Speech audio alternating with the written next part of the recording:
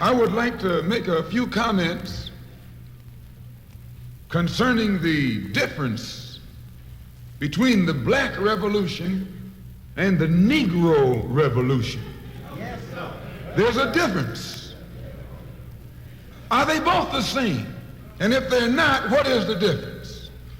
What is the difference between a Black Revolution and a Negro Revolution? First, what is a revolution? Sometimes I'm inclined to believe that many of our people are using this word revolution loosely, without taking careful consideration what this word actually means and what its historic characteristics are. When you study the historic nature of revolutions, the motive of a revolution, the objective of a revolution, and the result of a revolution, and the methods used in a revolution, you may change words. You may devise another program. You may change your goal and you may change your mind. Look at the American Revolution in 1776. That revolution was for what? For land. How was it? Why did they want land? Independence. How was it carried out? Bloodshed. Number one, it was based on land. The basis of independence. And the only way they could get it was bloodshed. The French Revolution, what was it based on? The landless against the landlord. What was it for? Land. How did they get it? Bloodshed. Was no love lost. Was no compromise. Was no negotiation. I'm telling you, you don't know what a revolution is. Because when you find out what it is, you'll get back in the alley. You'll get out of the way.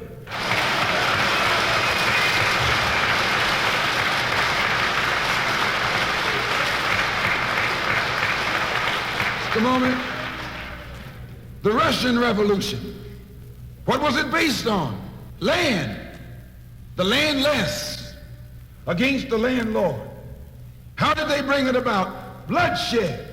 You haven't got a revolution that doesn't involve bloodshed. And you're afraid to bleed. I said you're afraid to bleed. Long as the white man sent you to Korea, you bled. He sent you to Germany, you bled. He sent you to the South Pacific to fight the Japanese, you bled. You bleed for white people. But when it comes time to seeing your own churches being bombed and little black girls murdered, you haven't got no blood.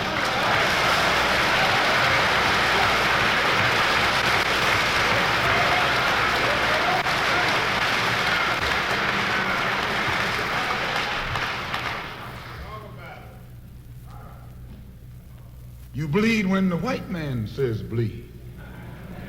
You bite when the white man says bite. And you bark when the white man says bark. I hate to say this about us, but it's true. How you gonna be nonviolent in Mississippi as violent as you were in Korea? How can you justify being nonviolent in Mississippi and Alabama when your churches are being bombed and your little girls are being murdered, and at the same time you're gonna get violent with Hitler and Tojo and somebody else that you don't even know?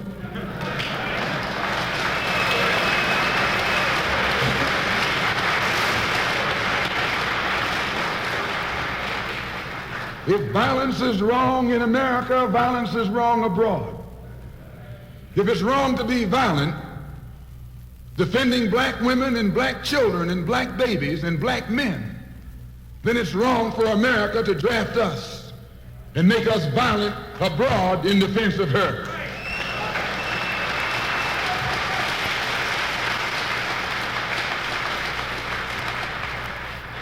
The Chinese Revolution. They wanted land. They threw the British out. along with the Uncle Tom Chinese. Yeah, they did. They set a good example. When I was in prison, I read an article, and don't be shocked when I say I was in prison. You still in prison.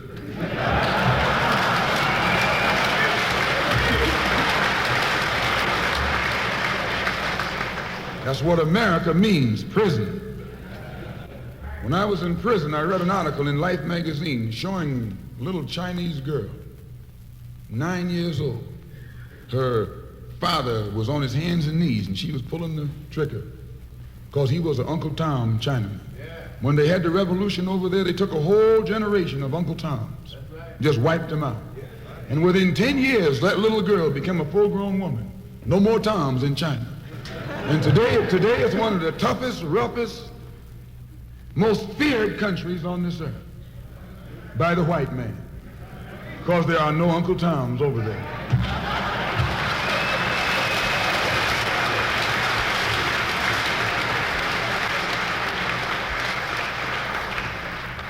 Of all our studies, history is best qualified to reward all research.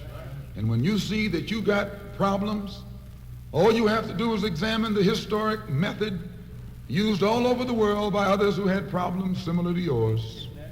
And once you see how they got theirs straight, then you know how you can get yours straight. Please. There's been a revolution, a black revolution going on in Africa. In Kenya, the Mau Mau were revolutionaries. They were the ones who made the word uhuru. They were the ones who brought it to the fore. The Mau Mau, they were revolutionaries. They believed in scorched earth. They knocked everything aside that got in their path. And their revolution also was based on land, a desire for land. In Algeria, the northern part of Africa, a revolution took place.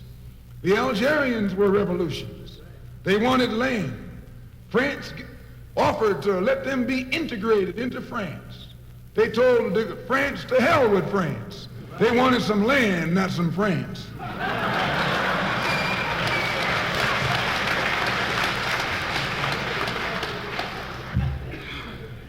And they engaged in a bloody battle. So I cite these various revolutions, brothers and sisters, to show you, you don't have a peaceful revolution. You don't have a turn the other cheek revolution. There's no such thing as a nonviolent revolution. Only kind of revolution that's nonviolent is the Negro revolution.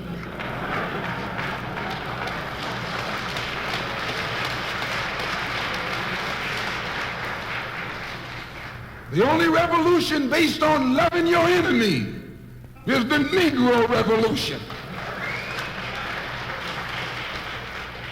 The only revolution in which the goal is a desegregated lunch counter, a desegregated theater, a desegregated park, and a desegregated public toilet. You can sit down next to white folks on the toilet.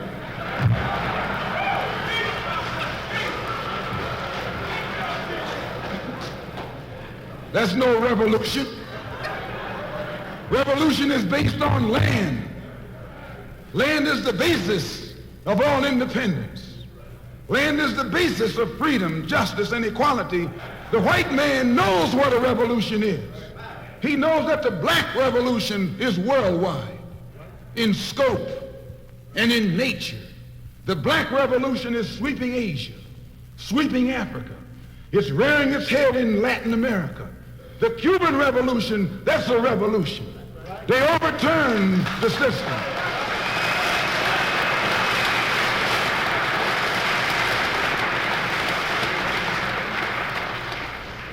Revolution is in Asia. Revolution is in Africa. And the white man is screaming because he sees revolution in Latin America. How do you think he'll react to you when you learn what a real revolution is?